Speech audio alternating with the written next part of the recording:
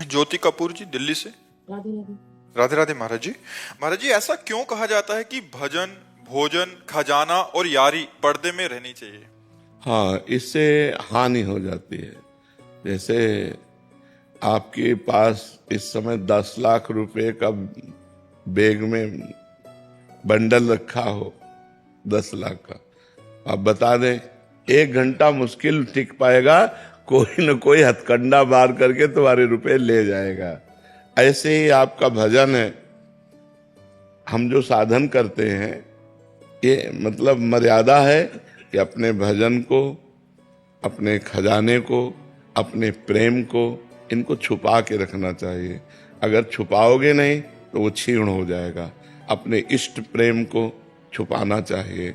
जितना ज्ञान, विज्ञान, अनुभव छुपाओगे उतना ही बढ़ेगा, और जितना प्रकाशित कर दोगे उतना क्षीण हो जाएगा। ये तो हमारा अनुभव है कि अपने साधन को गुप्त रखना चाहिए, अपनी दिनचर्या को प्रकाशित नहीं करना चाहिए। यदि प्रकाशित कर दोगे पक्का 100% छूट जाएगी, 100% छूट जाएगी। ये विश्वास, मतलब एक बार नहीं कई बार अनुभव की, जैसे प्रेम में आकर के बता दिया, उसमें विघ्न पड़ गए। मतलब ये बिल्कुल विश्वास करो, आप अपना जो भजन करते हैं कभी कोई जान न पावे, आपकी पवित्र दिनचर्या न जान पावे, तभी बात बनेगी। जैसे आप अपने धन को छुपाते हैं, ऐसे भजन को छुपाना चाहिए, प्रेम को छुपाना चाहिए। किसका प्रश्न है, तो समझ पा रहे हैं आप जी। श्री हरिवंश महाराज जी, आपके चरणों में कोटि कोटि प्रणाम। महाराज जी, आपकी कृपा से आपके बताए हुए मार्ग पर चलने की कोशिश कर रहा हूँ, लेकिन महाराज जी कोई भी संकल्प 15 से 20 दिन से ज्यादा उसका पालन नहीं कर पाता। उसका कारण है ब्रह्मचर्य की हीनता। आगे वही लिखा कि मतलब बार बार गिरा देती है ये काम वासना। तो महाराज जी जीवन, मतलब मेन पॉइंट जो है वो ब्रह्मचर्य खंडन है।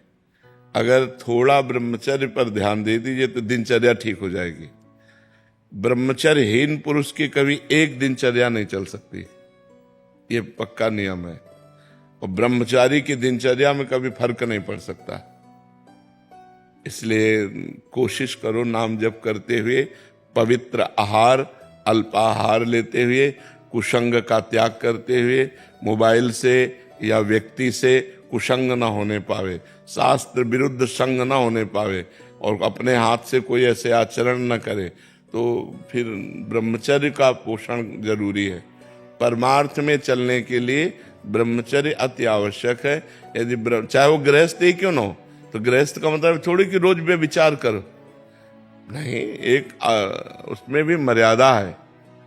शास्त्र में वर्णन है कि मासिक धर्म के होने के 1 सप्ताह बाद पवित्र होने पर संतानोत्पत्ति के लिए गृहस्थ धर्म में लिखा हुआ है 1 महीने में एक बार संतानोत्पत्ति के लिए मासिक धर्म के 1 सप्ताह बाद बकाया ब्रह्मचर्य रहे। तो गृहस्थ में भी ब्रह्मचर्य की आवश्यकता है। ऐसा थोड़ी कि मनमानी आचरण तो फिर नष्ट हो जाएगा, क्योंकि जीवनी शक्ति है ब्रह्मचर्य, वो जब तक ठीक नहीं रहेगी तब तक ठीक नहीं रहेगा।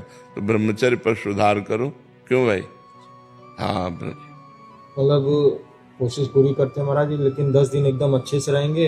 हाँ। फिर कभी कभी ऐसा हो जाता है कि एक बार गलती हो जाती है, पूरा चीज हाँ, हो जाता है, वो मन खिन्न हो जाएगा, मन हार जाएगा, फिर उत्साह नहीं रह जाता।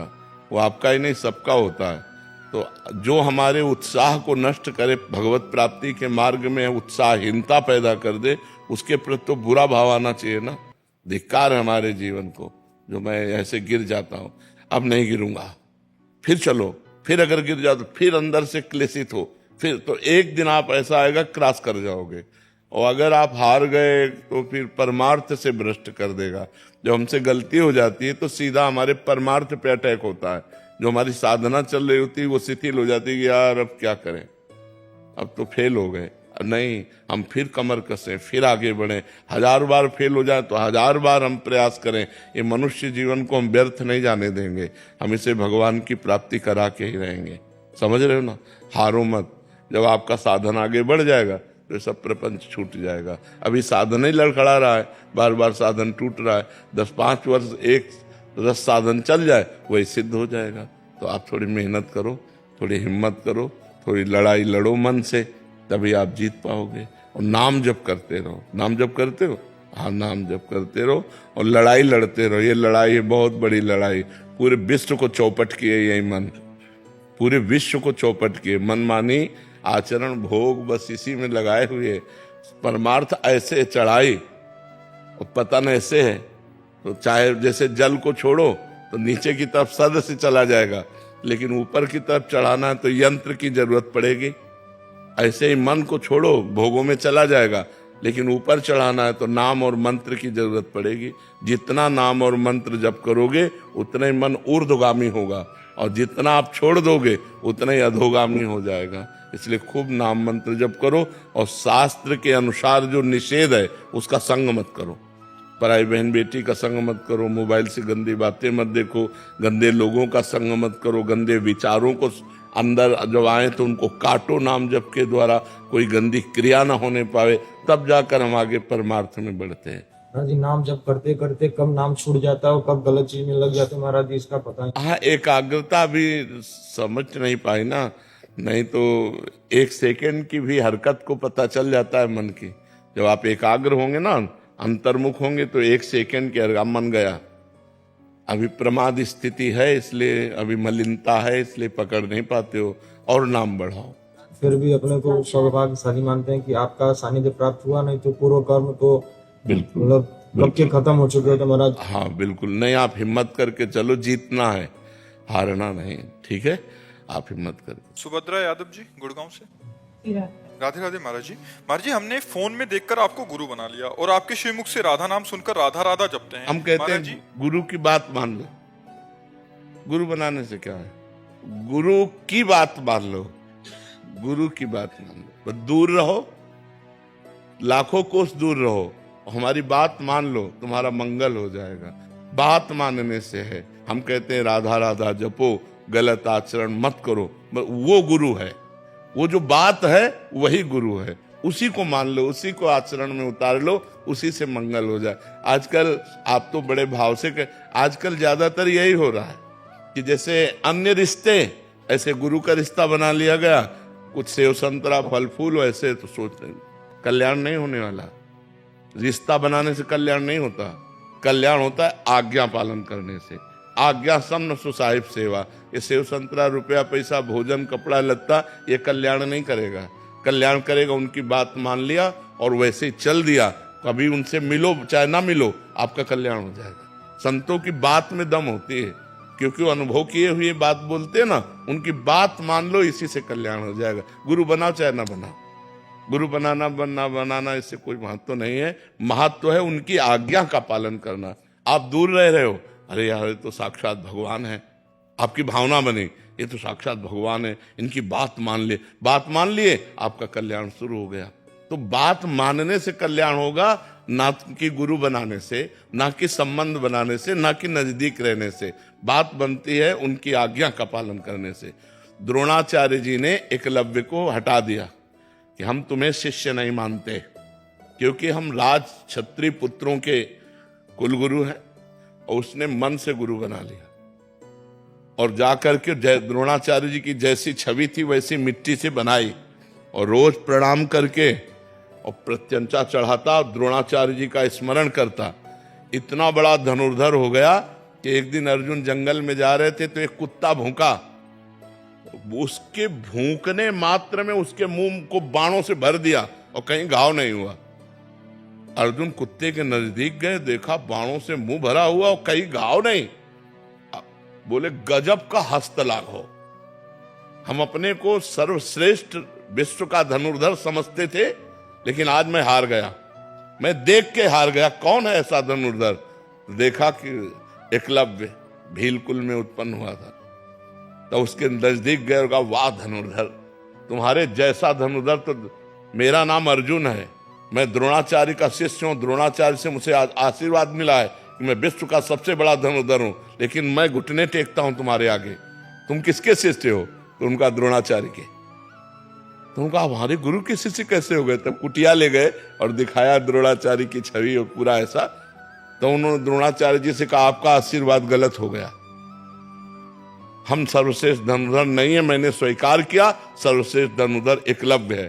तब द्रोणाचार्य जी ने उसका अंगूठा गुरु दक्षिणा में लिया था।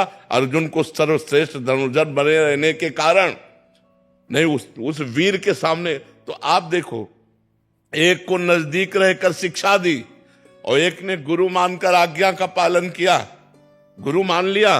और उनकी जो धनुर्विद्या है, ये कोई भागवतिक विद्या तो है नहीं, लेकिन आप सोचो कैसे प्रत्यंचा चढ़ाना, कैसे बाण संधान करना, वो सब उसके दिमाग में आ गया। केवल गुरु द्रोणाचार्य को भगवान मानकर पूजा। तो हम गुरु को भाव में स्वीकार करें और उनकी आज्ञा का पालन करें। गुरु से बताने की जरूरत है नहीं कि मैं तुम्हें गुरु बनाता हूं, अपने आप आपका कल्याण हो जाएगा। आदर्श सिंह जी लखनऊ से। श्री हरिवंश महाराज जी बिंदु जी महाराज जी का एक पद है, दास रघुनाथ का नंद सुत का सखा, कुछ इधर भी रहा कुछ उधर भी रहा। महाराज जी मेरी भी स्थिति कुछ ऐसी ही है। महाराज जी मैं सीताराम जी के चरणों के प्रति अनन्य होना चाहता हूँ, क्या इससे मेरी अनन्यता पर कोई फर्क पड़ेगा, जबकि हृदय में श्री जी और श्रीयाराम में कोई भेद नहीं। तुलसीदास जी महाराज विनय पत्रिका भी लिखते हैं और श्री कृष्ण गीतावली भी लिखते हैं। श्याम और राम में कोई अंतर तो है नहीं, पर जब प्रीति की बात आती है तो मुरली मनोहर श्याम सुंदर से कहते हैं कि माना आप मेरे ही स्वामी हो, पर मैं साष्टांग दंडवत तभी करूंगा जब मुरली की जगह सारंग हो और प्रियाजू की जगह सियाजू हो। तो उनको बनना पड़ा। कत मुरली कत चंद्रिका कत गोपियन के साथ अपने जन के कारण श्री श्याम भय रघुनाथ। उसी समय राम जी के रूप। तो प्रीति की अनन्यता और तत्व की अनन्यता में अंतर है। तत्व में वही है सब, लेकिन प्रेम में जिस रूप में हम प्यार करें उसी रूप में संपूर्ण प्यार करें। राम रूप में प्यार करें तो वही श्याम है, वही नरसिंह है, वही वामन है, वही तो अवतार लेते हैं। पर हम प्रीति राम जी के रूप में करें। श्याम जी से प्रीति करें तो श्याम जी से करें। एक जगह मन है, या जो एक मन बहुत ठौर करी कहीं कौने सचुपायो। ये एक मन बहुत जगह नहीं लग सकता, एक जगह ही लगाओ। तो मन को समेटो और राम रूप में लगाओ या श्याम रूप में लगाओ, वो एक ही है, पर एक जगह लगाओ। इससे आनंद की अनुभूति होगी। सोहम गोयल जी मुंबई से। महाराज जी मेरा सवाल है कि हमें भगवान दिखते क्यों नहीं महाराज जी? इन नेत्रों की क्षमता नहीं है। ये जो नेत्र बने हैं ये त्रिगुण माया से बने हैं। ये तीन ही देख सकते हैं, सतोगुण रजोगुण तमोगुण। और सतोगुण रजोगुण तमोगुण से बनी हुई वस्तुएं देख सकते हैं। देखो अंदर की जो वृत्तियां हैं हम उन्हीं को नहीं देख पाते जब तक एकाग्र नहीं होते। मन को, बुद्धि को, चित्त को। अभी तो बच्चा है लेकिन उसका प्रश्न बहुत बढ़िया है, इसलिए सबके लिए भगवान है पर दिखते क्यों नहीं, ये तो सबकी बात है ना। तो जब तक हमारे नेत्रों में प्रेम नेत्र नहीं आएंगे तब तक हम भगवान को नहीं देख सकते। जो हमारे हृदय में प्रेम नेत्र हैं वो जब खुलते हैं तो इन्हीं नेत्रों में उनका प्रकाश होता है। और इन्हीं नयनन सब सुख देखे अपनो जन्म सुफल करि लेखे। इन्हीं नेत्रों से फिर वो देख पाते हैं, क्योंकि इन नेत्रों में प्रेम नेत्र प्रकाशित हो जाते हैं। जैसे विराट रूप देखने के लिए भगवान ने अर्जुन की दृष्टि में दिव्य दृष्टि दी तो विराट रूप देख पाए। श्री कृष्ण रूप तो बराबर देख रहे थे, लेकिन विराट रूप देखने के लिए भगवान ने दिव्य दृष्टि दी। ऐसे ही सर्वत्र भगवान विराजमान है, सबके हृदय में भगवान विराजमान है। जब तक हमारे हृदय में प्रेम नहीं होगा तब तक हम नहीं देख पाएंगे।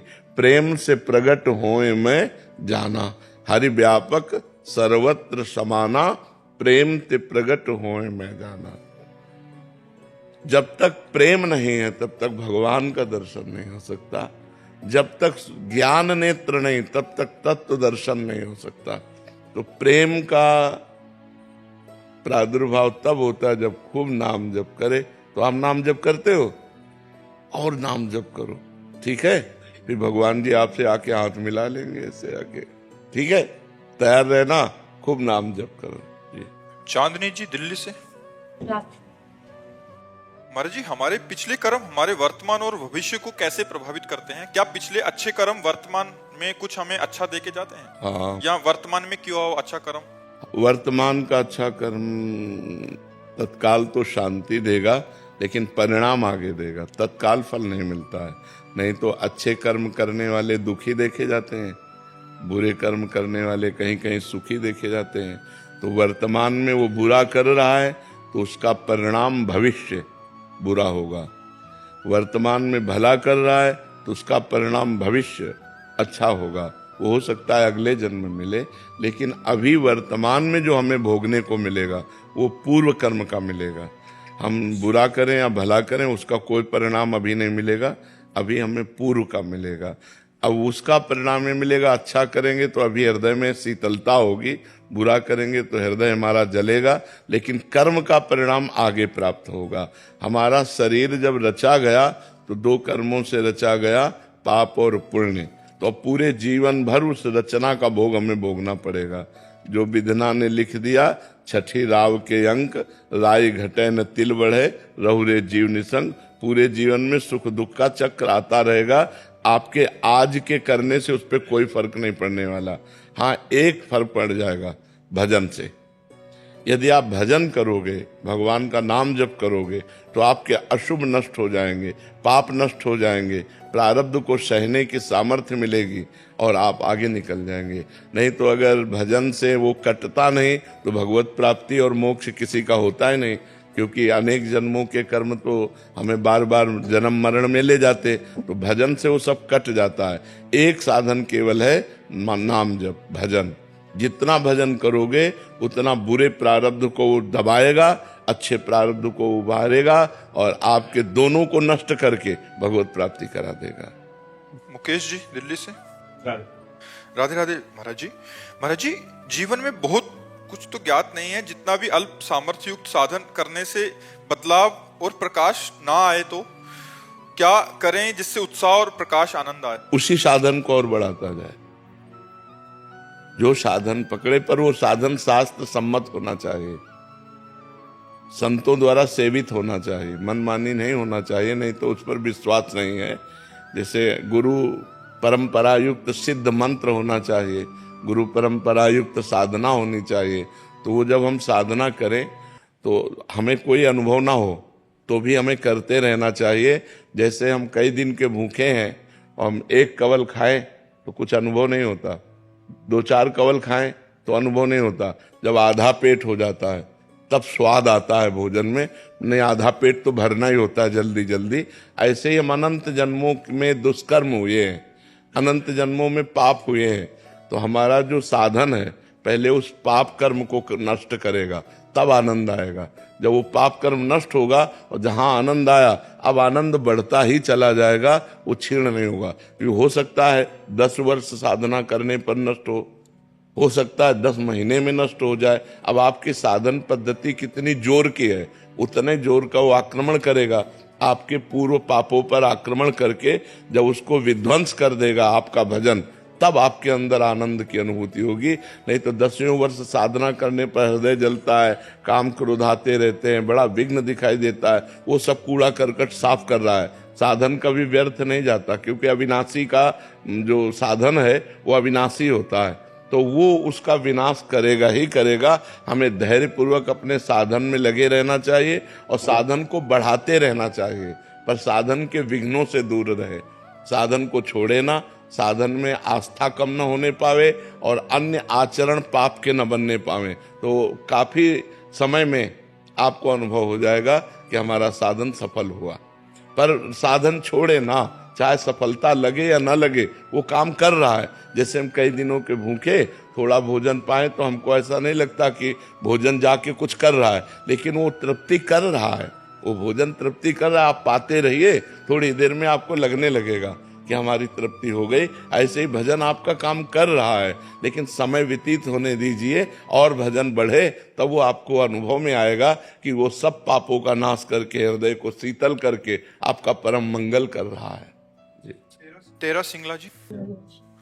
महाराज जी, मैं जानना चाहती हूँ कि मैंने आपको हमेशा पीले वस्त्रों में ही देखा है महाराज जी, इसका क्या रहस्य है? हमारे प्रभु पीताम्बर धारण करते हैं, श्री कृष्ण पीताम्बर धारण, ऊपर पीताम्बर धारण करते हैं ना। और हमारी प्रियाजू का भी रंग पीता अरुण अक्षयमनंत तडिल्लताभ, हम पीत और अरुणिमा लिए हुए कंचन वर्ण की हैं।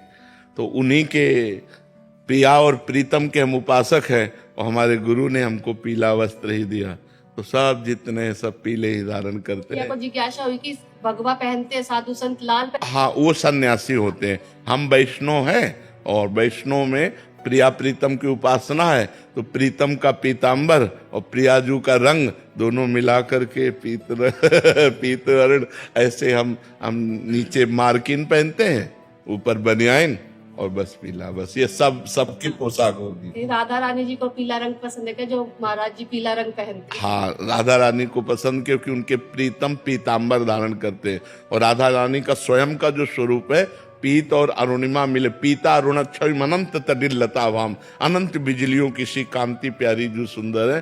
तो अपने प्यारे जू और प्यारी जू की कांति के भाव से हम इसे धारण करते हैं। हरिशंकर यादव जी,